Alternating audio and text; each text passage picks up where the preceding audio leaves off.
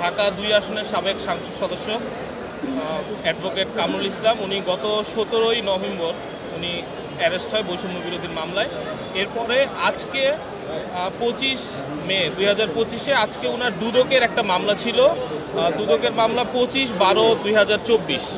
এই মামলাটায় উনাকে আজকে মামলাটা তদন্তের জন্য ছিল। আজকে উনাকে মহানগর দায়রা জজ আদালতের হাজতখানায় উনাকে নিয়ে আসা হয় অ্যাডভোকেট কামরুল ইসলামকে। এবং আপনারা জানেন হয়তো উনি ২০১৭ সাল থেকে ১৭ ডিসেম্বর থেকে উনি পাকস্থলী জনিত ক্যান্সারে আক্রান্ত।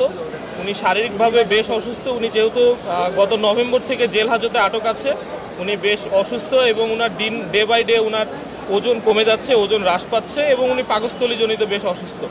আজকে গারদখানায় যেহেতু আজকে তদন্ত প্রতিবেদনের জন্য ছিল, আজকে প্রতিবেদন আসেনি, সে কারণে শুধু গারদ থেকে তার জাস্ট কাস্টডি সাইন করে আবার জেল হাজতে তাকে পাঠিয়ে দেওয়ার যেটা প্রসিডিউর ছিল।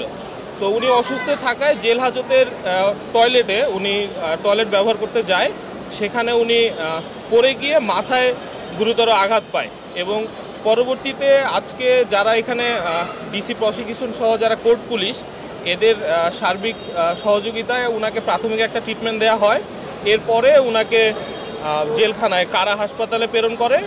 কিছুক্ষণ আগেই উনাকে কেরানীগঞ্জ কেন্দ্রীয় কারাগারের কারা হাসপাতালে উনাকে নিয়ে যাওয়া হয় এখান থেকে প্রাথমিক চিকিৎসা দিয়ে।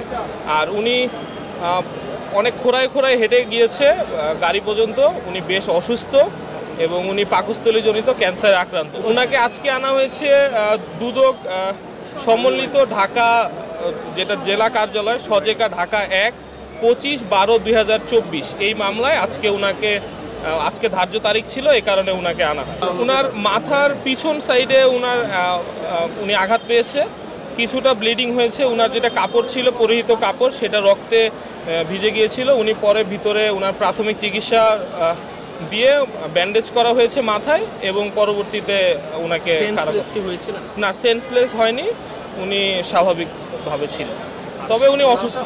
এইটা দুদকে আজকে আনা হয়েছিল, দুদকের মামলা। আমি অ্যাডভোকেট কামরুল ইসলাম, উনার পক্ষে নাসিম চৌধুরী।